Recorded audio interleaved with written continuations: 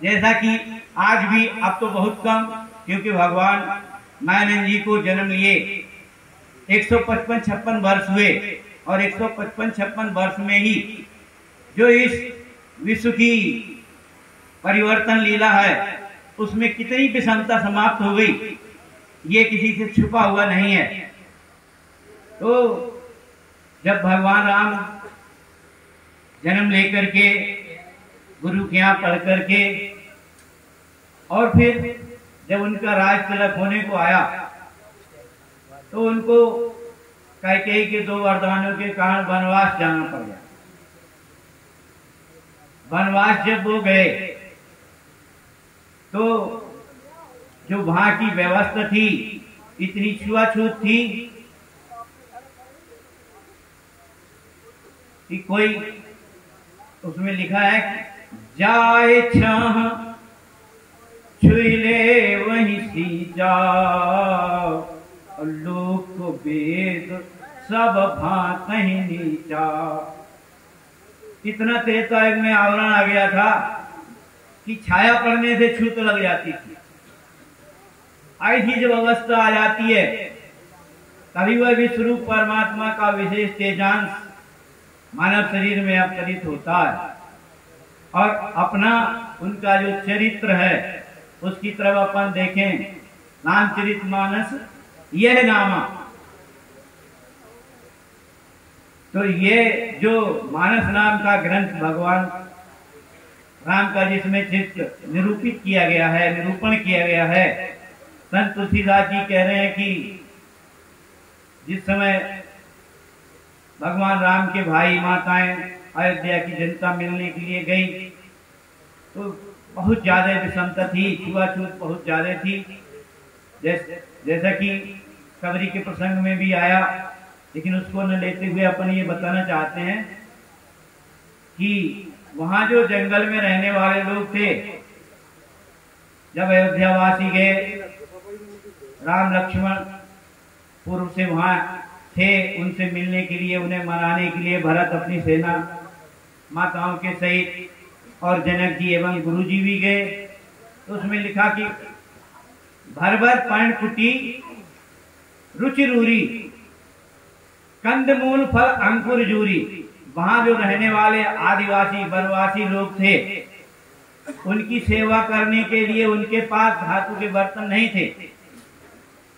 जंगल में रहने वाले वीरकुल किलास वनवासी अपने पत्तों के दोने बना करके उसमें कंदमूल फल आदि लेके गए, और जो भगवान राम के भाई आए थे, माताएं आई थी, गुरु वशिष्ठ जी आए थे, अरुंधति उनकी धर्मपत्नी, सुनैना जी एवं जनक जी जो आए थे, उन सभी लोगों ने कितने प्रेम के साथ उनको खाया। क्या उनको छूत नहीं लगी? तो वो जो विषमता फैल जाती है समाज में, उसको मिटाने के लिए ही वह विश्वरूप परमात्मा का विशेष तेजांश इस धराधाम पर 4 युगों में 10 बार जन्म लेता है। कल भी बताया गया था, सतयुग में 4 बार धर्म गिलानी आती, युग के अंत में मस्तूरम्बारा नरसिंह के रूप में। उस समय कुछ कम लोग रहते हैं, जिस कारण से कुछ को समाप्त करने के पश्चात ये जो समाज में फैली हुई अनाचार, भ्रष्टाचार, दुष्टाचार या विषमता की जो दृश्य रहता है वो समाप्त हो जाता है। उसके तत्पश्चात त्रेता के अंत में 3 अवतार आते, उनमें भी वामन, परशुराम, राम, और ज्ञान किसका देते हैं? इस विश्वरूप का ही, उसी का बोध देते हैं। चाहे भगवान बलि ने, चाहे भगवान परशुराम ने, क्योंकि उस समय परशुराम के समय में क्षत्रिय ज्यादा बढ़ गए, अनाचार, दुष्टाचार, भ्रष्टाचार ज्यादा करने लगे उस समय के राजा लोग। तो भगवान यद्यपि भले ही परशुराम जी ब्राह्मण कुल में आए, पर उन्होंने क्षत्रियों का संहार करके धर्म की स्थापना की, और तत्पश्चात आज भी उसका दृश्य कुछ न कुछ दिखने को ही मिलता है। जब ब्राह्मणों के हाथ में सत्ता चली गई तो फिर भगवान राम को क्षत्रिय कुल में आना पड़ा।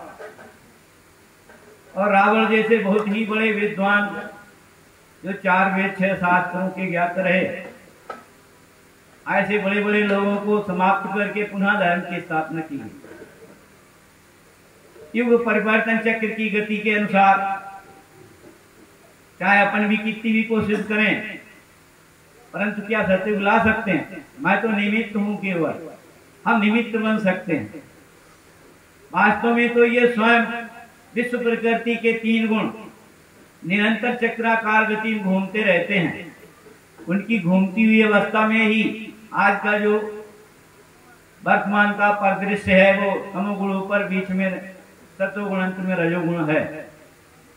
तो अब द्वापर युग में अगर अपन देखेंगे तो धर्म के 2 पट टूट जाते, और 2 पट टूटने के कारण भगवान श्री कृष्ण जी आए तो अकेले उन्होंने धर्म स्थापना नहीं की। उन्होंने 2 काम किए, क्षत्रिय का भी काम किया और ब्राह्मण का भी, उपदेश भी दिया और युद्ध भी किए और महाभारत करवा के पुनः धर्म की स्थापना की।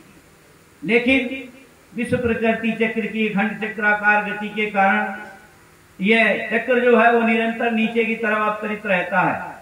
उस कारण से भगवान के समय में ही, भगवान श्री कृष्ण के ही समय में उन्हीं के जो पुत्र साम आदि थे उन लोगों ने गड़बड़ी शुरू कर दी। जो भी हमें नहीं खाना चाहिए, जैसे कि मनुष्य के लिए तो स्वामी जी ने सवेरे सर्वांग योग में बताया ही था अपन लोगों को कि जो भोजन बना है स्वाभाविक रूप से हमें वही करना चाहिए। परंतु हमारे अंदर इतनी विकृति आ गई है कि हम 4 खानियों का भोजन लेने लगे, जबकि अन्य जितने हैं पृथ्वी, स्वेदस, अंडस और चौपाए तक वो अपना स्वाभाविक भोजन करते हैं, परंतु अपन 4 खानियों को शुरू हो गए। तो हमें देखना चाहिए, क्योंकि जो भी इसमें सबसे बड़ा महत्व जो रहता भोजन का ही रहता, और भोजन से ही अपना जन्म होता है। जैसे गीता में लिखा, अन्नाद भवन्ति भूतानि पर्जन्याद अन्न संभवा, अन्न से भूत होते हैं, जल से अन्न है बने।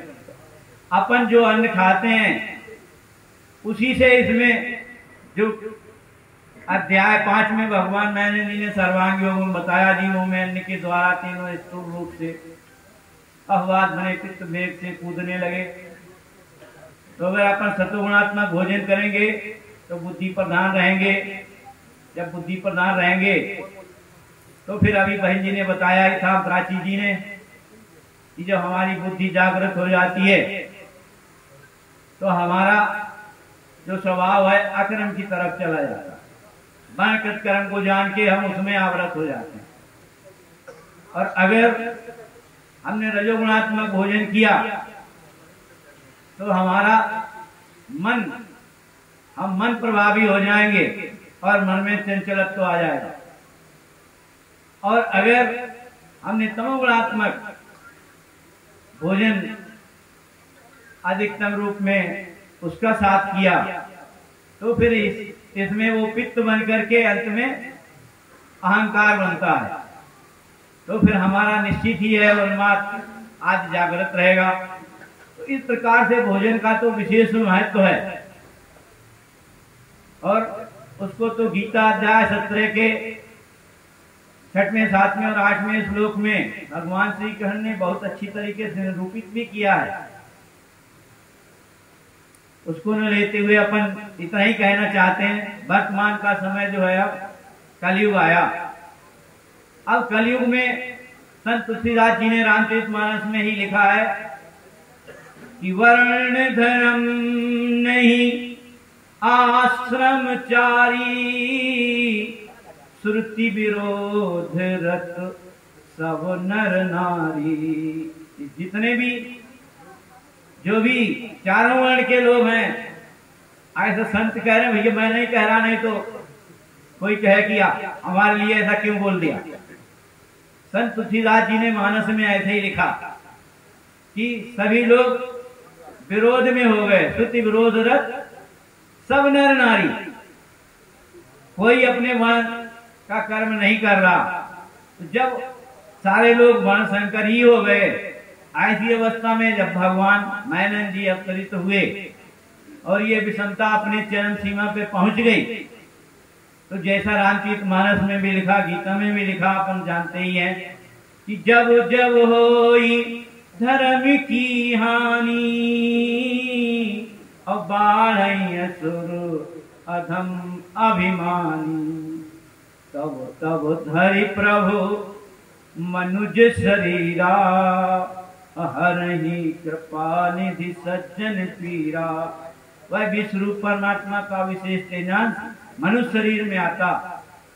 जैसा कि गीता में भगवान श्री कृष्ण अवतार जी भी, उन्होंने भी ऐसे लिखा, यदा यदा ही धर्मस्य ग्लानिर्भवति भारत अभ्युत्थानम् अधर्मस्य तदात्मानं सृजाम्यहम् परित्राणाय साधूनां विनाशाय च दुष्कृतां धर्म संस्थापनार्थाय संभवामि युगे युगे।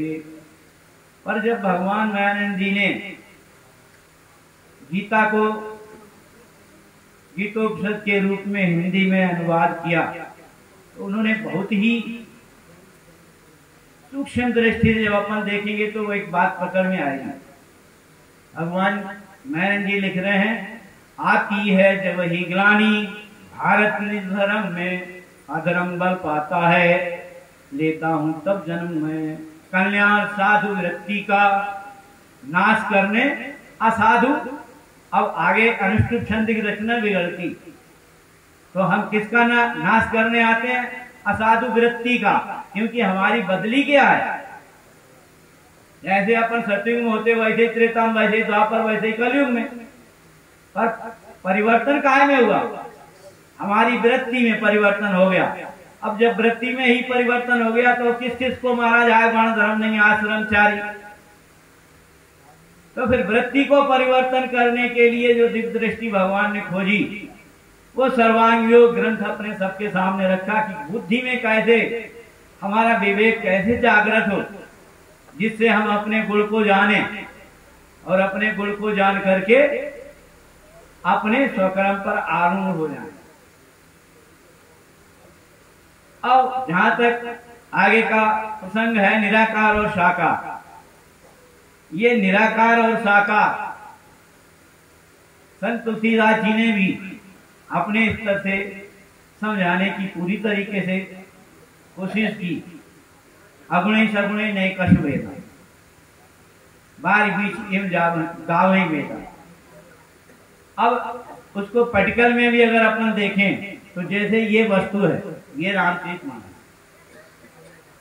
अब इधर ये जो दिख रहा है, ये वास्तव में आप सबके लिए क्या है? साकार। वो इधर जो नहीं दिख रहा वो तो निराकार है ना। तो या तो आप लोग घूम जाएं इसको देखने के लिए, या हम इस पुस्तक को ऐसा घुमा लें, तो न तो हम इसको घुमाना चाहते हैं और ना ही अपनी बुद्धि को परिवर्तित करना चाहते हैं। जिसने जो जान पाया। हमारे बीच केंद्रीय अध्यात्म विज्ञानशाला के परम पूज्य स्वामी जी पधार चुके। हम चाहते हैं कि सभी लोग ऐसा उच्च स्थान पर खड़े हो जाएं। बोलिए सदगुरु भगवान की जय। सभी यथोचित स्थान पर बैठ जाएं।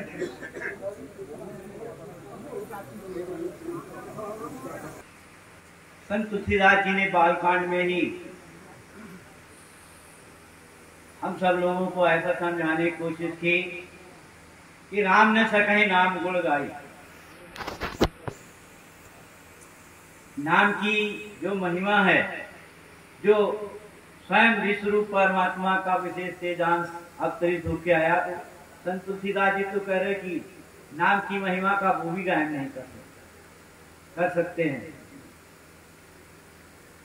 तो अभी हमारी जो पूर्व की भक्त प्राची जी रही, तो नाम के संबंध में अपन लोगों को बताया ही कि ये साकार और निराकार, इसमें दोनों लय हो जाते हैं। वह दोनों को अपने में लय करने वाला तृतीय पुरुषोत्तम पद नाम कहलाता है। उदाहरण के लिए हम कोई एक दृष्टांत ले लें छोटा सा। जैसे अपन एक पात्र में चीनी लें, जो यहाँ के हमारे स्नेहानंद जी हैं, और कोई दूध या चावल लाए और चीनी और दूध को मिक्सअप कर दिया जाए, पका दिया जाए, तो फिर क्या नाम उसका हो जाएगा? खीर हो जाएगी। और थोड़ी देर बाद यदि हमारा और उनका थोड़ा मन मुटाव हो जाए, हम कहें अपना दूध ले लो, ले सकते, और वो कहें कि नहीं तो अपनी चीनी निकाल लो भाई, तो फिर यद्यपि दूध और चीनी के अलावा उसमें तृतीय कोई चीज नहीं है, पर जो तृतीय दोनों को लय करने वाला है, वो तृतीय चीज क्या है? तीसरी चीज क्या है? नाम है। नाम ही पुरुषोत्तम, नाम ही परमात्मा है। और जब तक हम इसको ठीक से न समझ पाएंगे, जैसा कि शुरू से प्राची जी ने और कल भी अपन ने सर्वांग योग पद्धति से प्रयोग करके देखा था, 5 ज्ञानेंद्रियां 6वें मन के द्वारा जितना ये दृश्य दिख रहा, वो सब सगुण साकार कहलाता है। और जो उसमें अस्थिभात के रूप से बैठा, जिसके ऊपर ये सगुण साकार, जिसके प्रकाश से चल रहा है, वास्तव में अस्थि क्या है? अक्षर। और अक्षर के प्रकाश से क्षर चक्र घूमा करता है। किसी वस्तु की पहचान कैसे होती है? उसके अस्तित्व से। जैसे सूरज है, तो सूरज की पहचान कैसे करेंगे अपने? उसकी छटा यानी प्रकाश से। अगर प्रकाश ना निकले तो सूर्य को कौन जानता है? इसी प्रकार से आगे संत तुलसीदास जी ने जो प्रसंग दिया था, जहाँ अरण्य कांड में लक्ष्मण गीता के नाम जो प्रसंग है, माया इतना आपको जान सके सो जी, बंद मूछ पर सर्वप्रद माया प्रेरक शिव। जो दोनों परा और अपरा प्रकृति दोनों को जो प्रकाशित करता है, वही है पुरुषोत्तम परमात्मा, जिसके प्रकाश से अक्षर ब्रह्म कहा, ऐसा भगवान ने लिखा। तो अपन ये 3 फुट देखे, पर देखे किस में? वस्तु में। अगर वस्तु ही ना हो, ये विश्वरूप रघुवंश मन कथोवचन विश्वास मंदोदरी अपने पतिदेव रावण को समझा रही थी नाम रावण युद्ध में। व्यापक विश्वरूप जब जाना, तो जाना कि माना। तो जानने की जो युक्ति है, वो सर्वांग योग की युक्ति से ही हम रामचरितमानस को देख सकते हैं, गीता को देख सकते हैं। जब तक ये दिव्य प्रकाश सर्वांग योग नामक हमारे बुद्धि में ना आएगा, तब तक हम नहीं देख पाएंगे वास्तविक हमारे जो मूल ग्रंथ हैं। देखो उनमें पूरा तत्व ज्ञान भरा ओतप्रोत है, पर देखने की दृष्टि सर्वांग योग है, दिव्य दृष्टि है। मानस चक्षु चाही भई कवि बुद्धि विमल अवगाई। बिना दिव्य चक्षु के, बिना दिव्य दृष्टि के अपन ये मानस ग्रंथ नहीं समझ सकते। ऐसा कहते हुए मेरा समय पूरा हो रहा है। मैं अपनी वाणी को विराम करता हूँ। सदगुरु भगवान की जय, विश्वरूप परमात्मा की जय, सनातन धर्म की जय। मातृवाद नर्मदे हर।